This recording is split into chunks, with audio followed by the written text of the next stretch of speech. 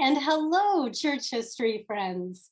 Thank you for joining us as we welcome Dr. William Moore to the Spring Lecture Series.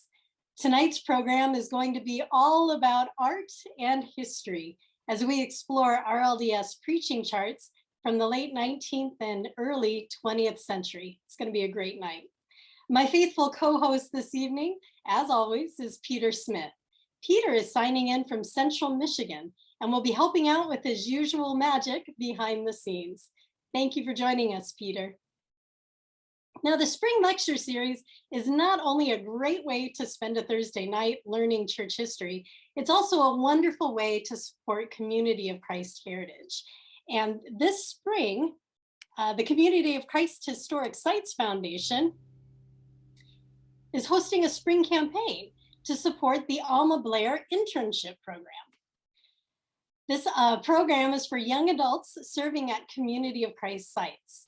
And also this summer program has been around for over 4 decades and has supported young adults from all over the world who've helped preserve and share church history at the Kirtland Temple and at the Joseph Smith Historic Site in beautiful Nauvoo. Many of you joining us this evening are proud alums of this internship program, including myself. And the spring campaign is an opportunity to help continue this young adult program for future generations. Our board of directors believes in supporting the Alma Blair internship program enough to offer a $15,000 matching donation for the spring campaign. That means any gift you give tonight will be doubled thanks to the generosity of our board. So please consider doubling your donation in support of the young adults who serve as storytellers at Community of Christ historic sites. Additional details appear on the screen and will be included in the chat for anyone who wishes to make an online donation or send a gift through the mail. Thank you all for your consideration and support. Much appreciated. Well, tonight's program will hit all the right notes as we explore Community of Christ art and history through an incredible collection of RLDS Preaching Charts. Our program schedule is in the chat, and we look forward to questions from the audience, which you can post in the Q&A feature that appears at the bottom of your screen. A friendly reminder that the Q&A feature and the chat are separate things, so make sure you're posting your questions in the Q&A. We don't want to miss those questions. And we'll be sure to go over those questions as soon as our guest speaker has concluded his remarks. Speaking of the guest speaker, let me introduce you to Dr. William Moore. He's an American Studies scholar who teaches at Boston University in the American and New England Studies program and the Department of History of Art and Architecture. He has written extensively about material culture and American belief systems. His most recent book, called Shaker Fever, America's 20th Century Fascination with a Communal Sect, was published by the University of Massachusetts Press. And for many of you who have been on our bus tours, who have visited a number of Shaker sites, this is a book you're going to want to add to your library. Tonight, Dr. Moore will not be sharing about Shakers, but rather talking about RLDS Preaching Charts. His presentation is called Pleasing to Look Upon and Easy to Understand, RLDS Preaching Charts, Their History and Usage. So welcome to the Spring Lecture Series, Will, and thank you for joining us this evening to share your knowledge and insight into these fascinating preaching charts of the past. I'll turn things over to you as we're all ready to hear and see what you have to share tonight. Thank you, and I'm so pleased to be here, and I feel so privileged to be able to have been working with the Historic Sites Foundation and the Community of Christ Library and Archives to develop this program. So thank you all for your help. So let's just get right on with it. If I can get my slides to move forward. Just a moment ago, it was working fine.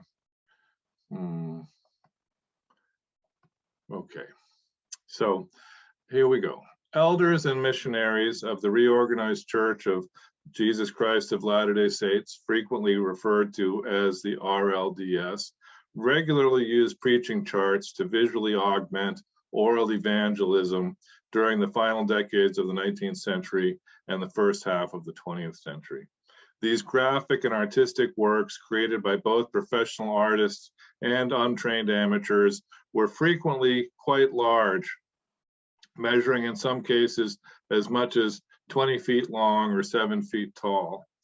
Although the leaders of the RLDS Church did not regulate the appearance or content of preaching charts, an article in the Saints Herald at the beginning of the 20th century did note that the best charts were, quote, pleasing to look upon and easy to understand, end quote.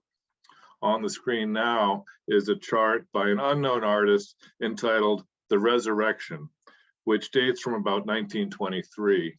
It is one of a set of charts commissioned by Elder Willard I. Newman of Bridgeport, Connecticut, which was donated to the Community of Christ Library and Archives by Evelyn Billings in 2015. I chose to start with this chart because it satisfies the mandate to be both attractive and comprehensible. The colors are bright, the lettering is legible, there are lovely flowers ornamenting the title, and the pattern of stars is graphically compelling. The message of the chart is also somewhat clear in that the ages between Adam and Eve and the end of time are divided into discrete segments. The patriarchal age, or the period of the Old Testament of about 4,000 years, the gospel dispensation, or our own era after the resurrection of Christ, which accounts for approximately 2,000 years, and then the millennium of Christ's rule after his return, the little period when Satan will be loosed, and then the resurrection of the wicked. From this chronology, the chart makes obvious that Christ's return is imminent and you better get your business in order. At the top of the chart, we see that there are multiple paths to various eternal rewards. Some will experience sun glory, others will reach moon glory, and even the wicked will ultimately, in the end, have star glory. This chart thus both presents a timeline of existence with an inherent warning, and also offers a view of salvation in which almost all souls ultimately receive eternal glory and bask in God's presence. This photograph of an RLDS evangelist, James F. Curtis, and his preaching chart assists in understanding how these artworks functioned in their historical context. The tents in the background suggest that this image, which dates from about 1935, was probably taken at an RLDS reunion. This image could sum up the experience of the RLDS evangelist. The folks staying in the tents form an audience. The car provides transportation to the next opportunity to spread the gospel, and the chart is a visual aid that attracts attention and helps to explain the evangelist's message. This untitled preaching chart by an unknown artist seems to date from around the Second World War, based upon its depiction on the right of airplanes bombing cities. It measures 16 feet 7 inches wide by 2 foot 5 inches tall, and also includes standard Christian prophetic imagery from both the Old and New Testaments of the Bible, including the Colossus of Nebuchadnezzar from the book of Daniel on the far left, the number 1260 in the lower margin, and the harlot or whore of Babylon in the center, riding on a seven-headed beast while drinking from a chalice of abominations. This is an image taken from the book of Revelations. My presentation this evening, which I position within David Howlett's category of restorationist studies, responds to historian Mark A. Shearer's 2011 call to include analysis of preaching charts like these in expanding the history of the reorganized church. David Morgan, a leading scholar of American religious images, has shown that the study of material and visual culture is central to understanding lived religion. Objects and images are constitutive of the construction of social reality that defines religious experience. Paintings, thus, are not merely illustrations of theology or ecclesiastical pronouncements. Rather, they are primary documents of the construction and communication of the symbolic universes which individuals inhabit. Studying the material culture of religion provides a fuller understanding of how believers experience their faith than can be garnered from written sources alone. By drawing on documentary research, church publications, photographic evidence, and more than 100 preaching charts held by the Community of Christ archives and in private collections, I hope to make an argument for the importance of these works, both for the members of the Community of Christ and for American religious history more broadly. These charts are important for a number of reasons. Most importantly, as artifacts of the RLDS, they contribute to a broader understanding of the variation within the Restorationist movement, while also diluting the historiographical emphasis on the church based in Salt Lake City. To the best of my understanding, the Salt Lake LDS Church never used preaching charts. While part of the Restoration tradition, these charts also are evidence of how the RLDS positioned themselves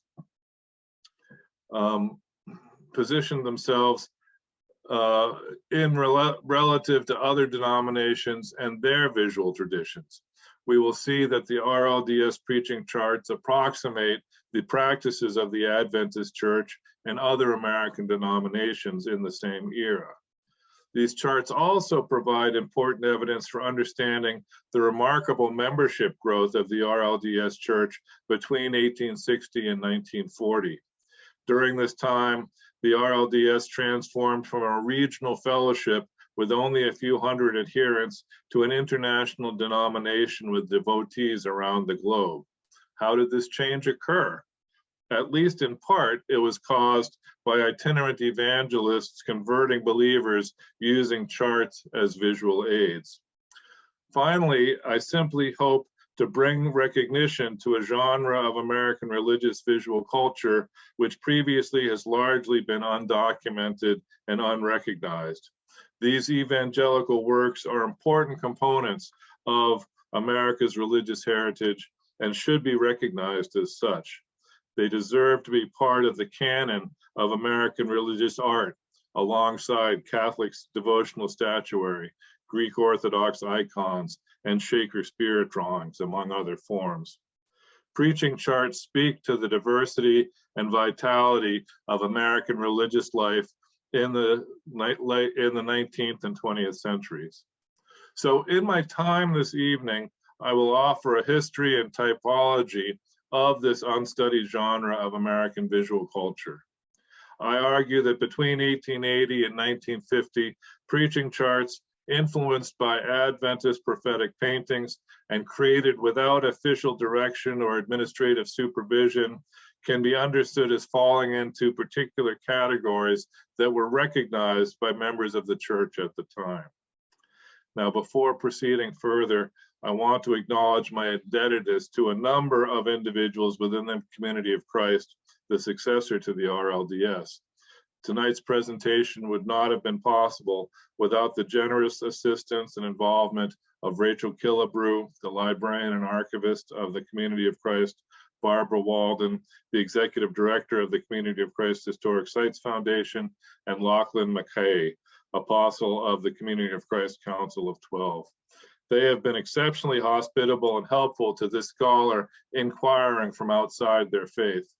The wonderful photographs of these artworks that I will be showing you today were created by the talented Valerie Anderson of Kansas City, Missouri. Unless I indicate otherwise, the charts in this presentation are currently held by the Library and Archive of the Community of Christ. Now, the Reorganized Church of Jesus Christ of Latter-day Saints, as you probably all know, was one of 6 historical branches of Mormonism identified by the scholar Massimo Intravini, which developed after the prophet Joseph Smith was killed in 1844. To rectify the historiographical emphasis upon the Church of Jesus Christ of Latter-day Saints, headquartered in Salt Lake City, sociologist Crystal Vanell refers to these branches as the 6 historical Mormonisms, making Mormonism a multiple rather than singular, thus recognizing theological and organizational multiplicity within the Mormon faith tradition. After Smith's death, a number of congregations of his followers banded together in June of 1852.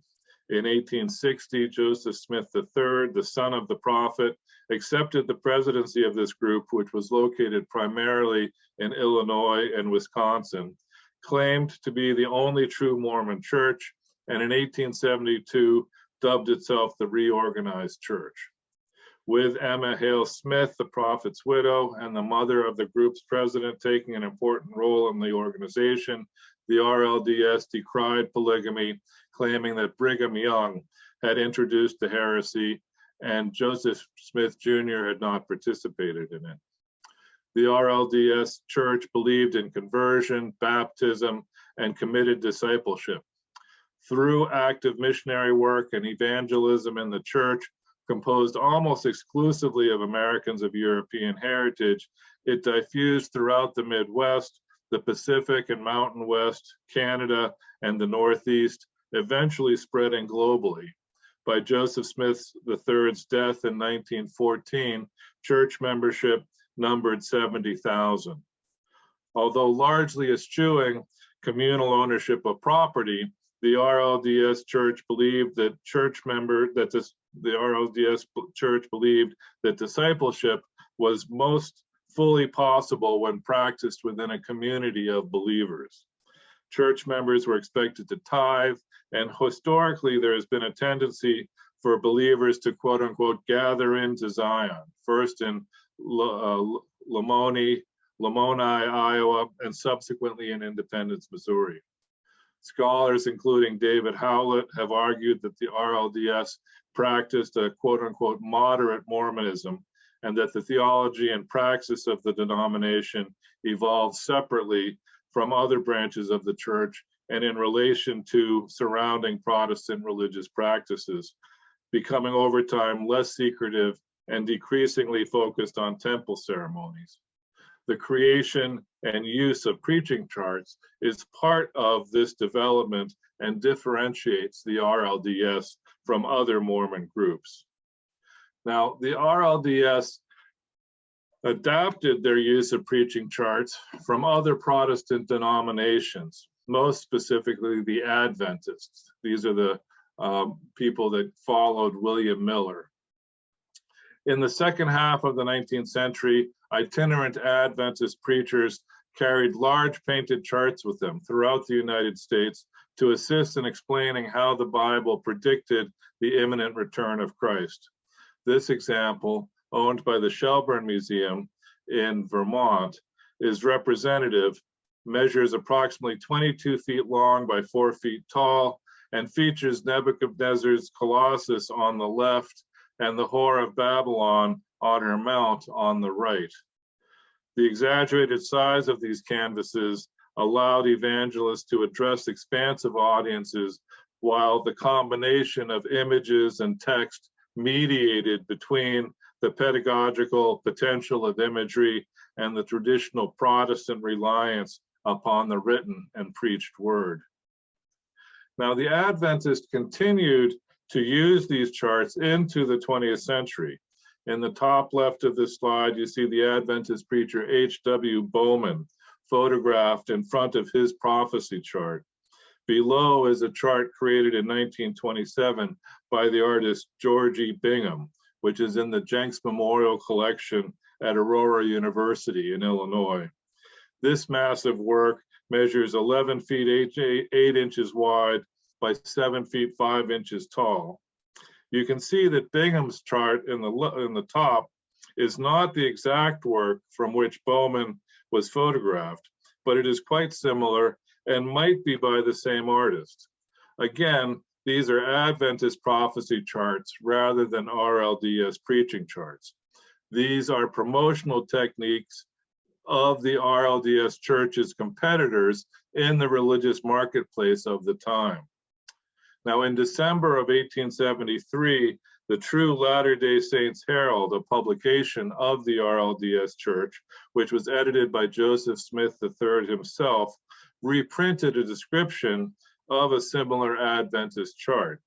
The text in the church newspaper had originally appeared in the Boston Globe within an account of an Adventist meeting in Connecticut. The Herald reported, quote, above the pulpit hung a chart filled with prophetic typical pictures and numbers, all the symbolic creatures of Daniel's vision, and many of the symbolisms of Revelation, including the scarlet-robed woman riding on the beast with 7 heads and carrying her cup of filthiness and abominations in her hand, and also the typical figures of 1335 and 1260, end quote. So here is the editor of the Saints Herald explaining to the public, to his public, about these Adventist charts in 1873. And RLDS preachers embraced the use of visual aids such as their denominational newsletter had described. In 1891, D.S. Crawley reported from Ware, Kansas that, quote, for 2 years back, I have often used an Advent chart of the image of Daniel 2nd, etc., and find it very useful in assisting in tracing out fulfillment of prophecies and attracting general attention, end quote. So again, notice that there's this dual purpose of attracting attention and also being able to trace out theology. Now, around 1890, RLDS elders moved on to creating their own charts. In 1894, in El Dorado, Missouri, I.N. White used a chart which a witness described as, quote, being of his own make, end quote, to address a large audience. This work, quote, depicted the various dispensations, Adam, Noah, Moses, Christ, and the present one. Adam represented the time in the parable known as early in the morning, Noah about the 3rd hour, Christ about the 9th hour, and Joseph Smith about the 11th hour. Now, unfortunately, because individuals like White conceived of themselves as preachers rather than as artists, most RLDS preaching charts are unsigned and undated. What they were interested in was converting souls rather than in creating artworks. But the fact that they didn't sign or date their charts has made it difficult for historians who wish to attribute them and place them into a particular historical chronology. Now, however, this unattributed chart follows the basic outline that White described in 1894. Now, unlike the Adventist timeline, which culminated with Christ's return, in this typical RLDS chart, biblical prophecy is fulfilled with Joseph Smith's revelations and his subsequent new 5th dispensation. In these two details, you can see that the artist used the 1260 years derived from the book of Revelations and associated with the harlot of Babylon, who you see on the left panel, to arrive at 1830, the date of Joseph Smith's new dispensation. Right, so you see the 570 on the left panel, you add 1260 to that, and you get the 1830, which you see on the right. On the right, you also see Joseph Smith, the elder, kneeling at the base of the hill Cumorah to envision spiritual messengers who assist him to find the tablets and found the church, which is bathed in glory in the central panel here. Now, notice also that in this chart, both the Church of Jesus Christ, which you see on the left, saying the Great Commission, and the Church of Joseph Smith, which you see on the right, include a ladder-shaped diagram with faith as the first rung, and then following up from faith all the way up through laying on of hands and baptism and so forth. This is a graphic representation of the idea of the restoration, which connects the Church of Latter-day Saints with the primitive Christian church. In the lower right of this detail, one can also make out an inventory of misguided Protestant reformers identified by their initials and the dates. stretching back from William Miller through Alexander Campbell, John Wesley, and John Calvin, all the way back to Martin Luther. This inventory of false prophets and churches in error is meant to contrast with the correct message of Smith's fifth dispensation and to convince possible converts to be baptized and to join the one only true correct church, the only successor to Christ's apostles. Now, in 1894, in Ardoise, Nova Scotia, Canada, the evangelist J.J. Davison used a chart described as covering 37 square feet of canvas and which, quote, must have taken time and labor physically and mentally to produce. And again, if you look at this chart, you can see that it would have also taken both physical and mental labor to produce. A witness reported that this chart enabled the speaker to, quote, show people just what he was talking about, end quote. And similarly, in the same year, a correspondent to the Saints Herald reported that Elder H.J. Davison's chart, quote, enabled the matter to be put so plainly that a child could easily understand it. So again, these are visual aids helping to take complex theology and represent it visually. Now, not every RLDS evangelist had the artistic talent or the impulse to use images to illustrate their sermons. Some put their faith in the presentation of the word. This example, which can be dated to approximately 1920 because of references to Heber J. Grant, the seventh president of the Utah LDS Church, lays out the 5 dispensations of the church while simultaneously condemning polygamy in all ages. Again, this chart notes the 1260 years of darkness within the Christian age and enumerates the failed theologians who predated Joseph Smith. Along the bottom of the chart, the evangelist lists those who have failed the church through polygamy, including Jacob, who had, quote, many wives, David, who also took, quote, many wives, Solomon, who had 700 wives and 300 concubines and died an idolater, and also moving into the 20th century, including people, including Brigham Young and James J. Strang, who also had backslid from the initial prophecy. The artist also includes a thumbnail sketch of the RLDS. Following the Dark Ages from 570 to 1830, we see up in the top middle right, 14 years of Joseph from 1860 to 1844, a falling away from 1844 to 1860, the reorganization taking place in 1852 and moving into the 20th century, and then an undated restitution of all things, followed by Christ's 1,000-year rule on earth. Self-referentially, the chart's creator asserts in capital letters, the gospel is preached now as in Jesus's day. Here are men, exclamation point, right? So making, again, once again,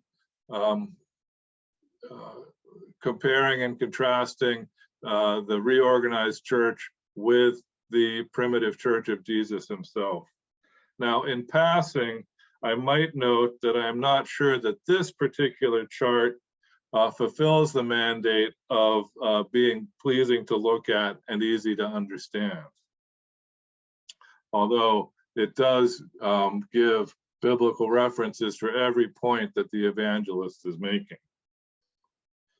Now, RLDS ministers apparently frequently created their own preaching charts, including the aforementioned I.N. White, J.J. Davidson, H.J. Davison, and others such as George M. Shippey, E.O. Clark, and J.J. Cornish of Saskatchewan, Ontario. Of Saskatchewan. Other evangelists, however, commissioned their visual aids from artists. In 1905, Ernest Webby of Collinwood, Ohio, offered that he was willing to create charts with proceeds going to the Cleveland branch of the church. On a more commercial level, in 1898, the firm of Holmes and Crest, offered, quote, scriptural and Book of Mormon subjects illustrated by finely painted pictures and charts furnished on muslin, canvas, or oilcloth, end quote.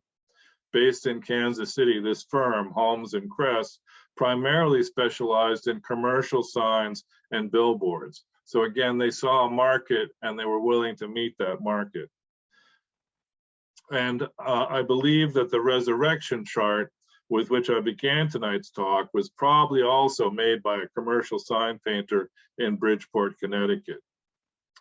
Now, George F. Weston, who you see here on the left side of the screen, is the most noteworthy creator of RLDS Preaching Charts.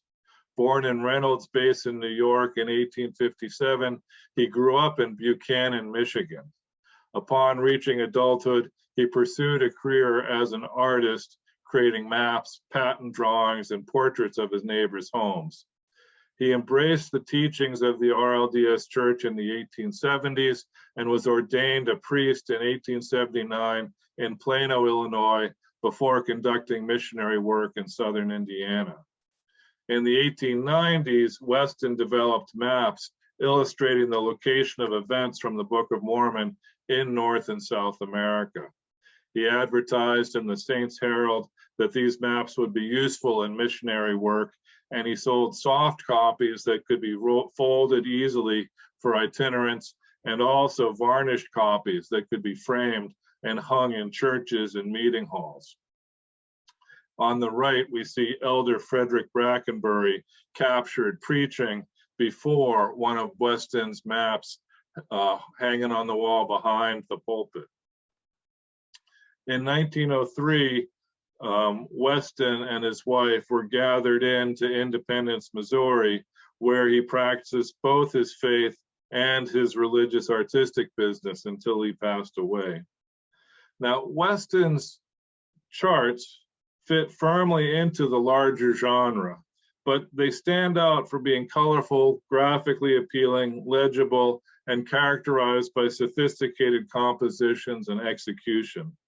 This prophecy chart clearly conveys an interpretation of Daniel's dream of Nebuchadnezzar's Colossus, while demonstrating how the prophecy culminated in 1830 with Moroni revealing the golden tablets.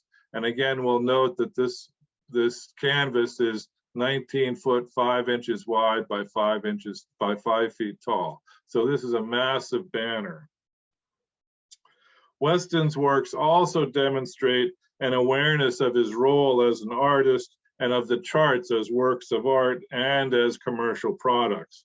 Weston took pride in his output and both signed his work and provided his location in Independence so that clients could contact him. He also regularly inscribed his work, "Copies furnished," to let the world know that he was willing to supply additional charts if anybody desired them. He also was aware that itinerant missionary work could damage his painting, so he frequently included instructions to, quote, "keep this chart dry." Weston's The Mission and Atonement of Christ claims in a caption that Elder Archibald E. McCord was the author of this work, and you see that down in the lower left corner, even if Weston is the one that painted it.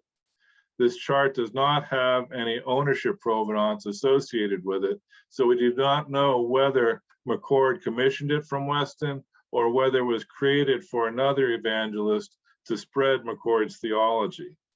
This work, however, shows Christ's crucifixion as the hinge between humans lost in the desert of unbelief, disobedience, and death, and believers entering the paradise of the millennium on the way to celestial glory, celestial and terrestrial glory. This work specifically contrasts the RLDS cosmology of near universalism with typical Protestant worldviews of a binary separation between heaven above and hell below. And you'll notice that it writes along the line separating the two panels. It reads from the bottom to the top comparison. So here's a specific comparison between evangelical Christianity and the belief of the RLDS. For Weston and McCord, even sinners and heathen nations end up with some form of glory, and only the very worst spend eternity in total glory, total darkness and no glory. In this chart, I particularly like how Weston has handled the vignette of the peaceable kingdom in the center, with the little child leading the lion and the lamb. You can see that in very small figures in that central circular motif. And the paradise of Christ's rule on earth, located between Zion and Jerusalem, looks to me suspiciously like the green agricultural fields of Western Missouri. Now, Western created this astounding and misogynistic work for Elder Daniel McGregor of Oyen, Alberta, Canada, an influential conservative voice within the denomination. Weston once again is addressing the 1260 years during which the Christian church was supposedly lost in advance of Smith's new dispensation. In this painting, centered upon the mother of harlots, all of the bad actors are women. And again, on the lower right, the women are exhibiting intemperance, gossiping, and vanity. By the late 19-teens, a market had developed within the church for previously owned examples of Weston's work. So in the classified ads at the back of the Saints Herald, people are buying and selling secondhand Weston prophecy preaching charts. Now, the RLDS church administration was supportive of the use of preaching charts and even published suggestions for possible graphics in the Saints Herald. This example was published in 1906. The chart suggestions published in the Saints Herald were not particularly creative, and I have not come across any actual charts drawn from these suggestions. However, at the same time, the leadership never attempted to regulate or control the content, production, or design of these works. Yet a typology can be proposed based upon extant examples and how charts were conceived in written records. These works can be grouped into the following preliminary categories. The first is plan of salvation charts, which illustrate the results of either following the gospel and ascending to the kingdoms of glory, or sinning and ending in the lake of fire and brimstone. This theme was developed by a range of artists, but Weston's many variants of his composition, entitled The Two Ways, represent the fullest articulation of this genre. RLDS preachers at the beginning of the 20th century noted that they found that this variety of chart was particularly fruitful for converting Native Americans to the church. Now, there's a lot that could be said about this chart, but I will limit myself to noting that Joseph Smith on the lower right is shown in the midst of his first vision, speaking with the Father and the Son, and that he is placed in the company of Christ, Moses, Noah, and Adam, signifying the various dispensations. Now, each of the prophets are accompanied by a dark circle, signifying black backsliders from their prophecy. And again, we note that same list of the failed churches that we've seen before. And in this instance, although he is not named by name, Brigham Young is illustrated as being the source of the LD apostasy, and is illustrated by a man with multiple women arranged behind him. And you'll notice that the line coming out of that dark circle leads across darkness and sin down into the lake of fire and brimstone, noting here again that that the RLDS church had no truck with the Salt Lake City church at this point.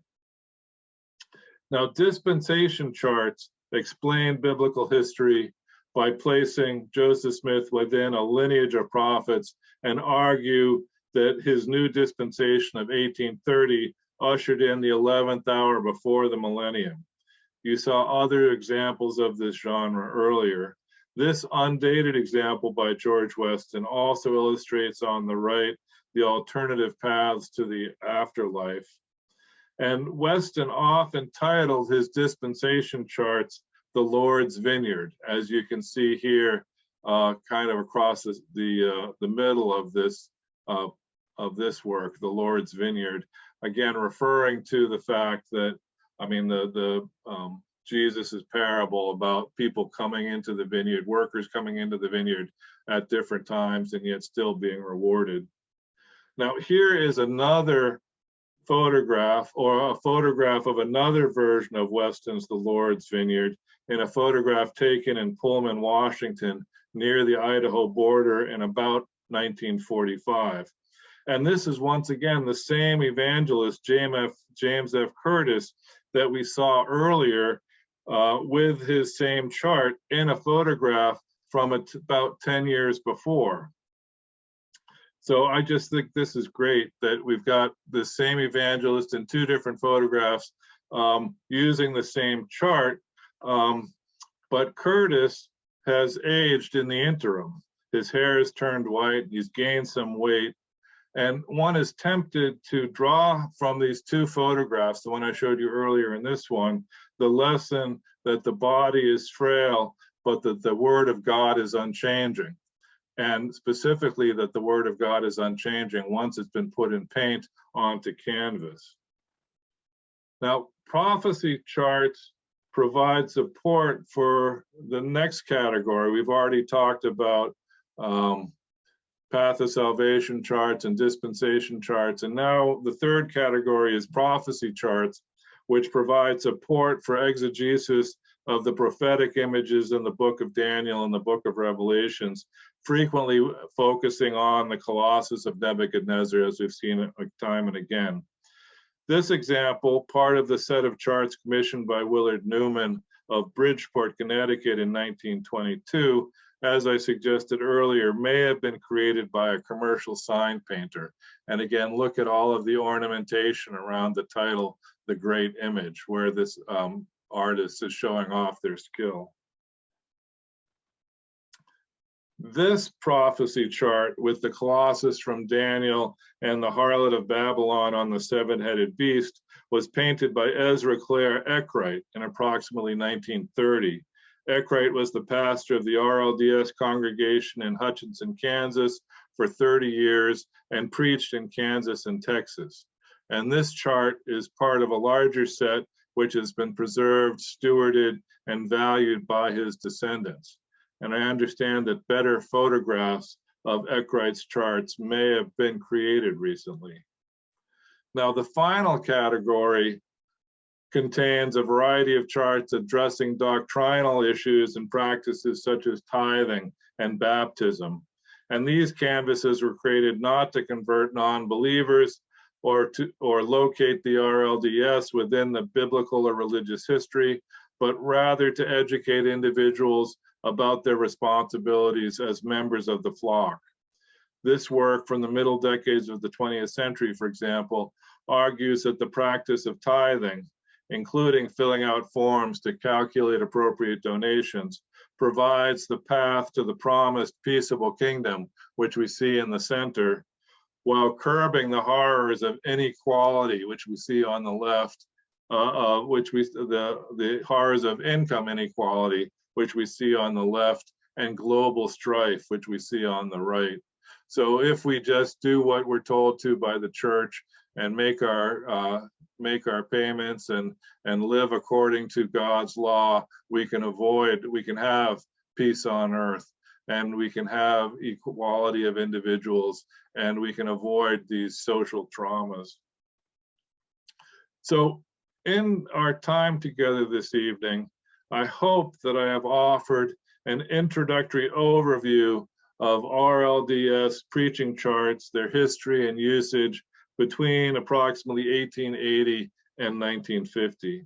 In this period, they were used by traveling preachers, created by both ministers and professional artists, and were influenced by Adventist and Presbyterian precedents. Although not regulated, sanctioned, or administered by the church leadership, these charts can be understood as falling within these four categories that I've laid out: path of salvation charts, dispensation charts, prophecy charts, and doctrinal charts. Now, as I continue to study and interpret these wonderful examples of American religious art from the Restoration tradition, I'm always looking for additional examples. If you have your grandparents or your great-great-grandparents' charts rolled up in your attic, if you know of some that are stored away in a closet in the church building where you worship, I would love to hear about them. And here on the screen is the best way to get in touch with me. So thank you for your attention. Thank you for having me here to speak, and I will welcome your comments and questions. Thank you very much. Okay, well, like a good professor, you're sending us home with homework. So everyone, if you have a preaching chart, be sure to get in contact with Dr. Moore, and he can add it to his research and awareness. So we'll now bring our history program to a close. Thank you, Will, for sharing your research and insight with us this evening. This was a fascinating lecture. Also, thank you to Peter for helping out behind the scenes. And lastly, we share our thanks to you, our friends in the audience, for your love of a good story, and in this case, great folk art, and for generously supporting the Community of Christ historic sites. We have another lecture coming up next week, and I encourage you to tune in for our final lecture of the Spring Lecture Series. Next Thursday, we'll welcome Sherry Mesley-Moraine. Sherry's presentation will explore the history of the Lamoni Mite Society and its place in church history, from which it emerged to serve in its own way. The men of the priesthood in Lamoni had the leadership role in any of the women's efforts to organize themselves, but it seems quilting was assumed to be a quiet, innocent activity among the women of Lamoni, serving the dual role of raising money for activities of the church, as well as providing a social outlet for the Lamoni ladies. So Sherry's lecture, called "What Were the Women to Do?" and will certainly be a good one. So please join us next Thursday. Peter, I think, has already dropped a link to register for next Thursday's lecture, and I hope you'll join us. To register, again, follow Peter's link. The lecture is going to begin next Thursday at 7 p.m. Central Time. So until next week, friends, take care, keep reading your church history, and have a good night.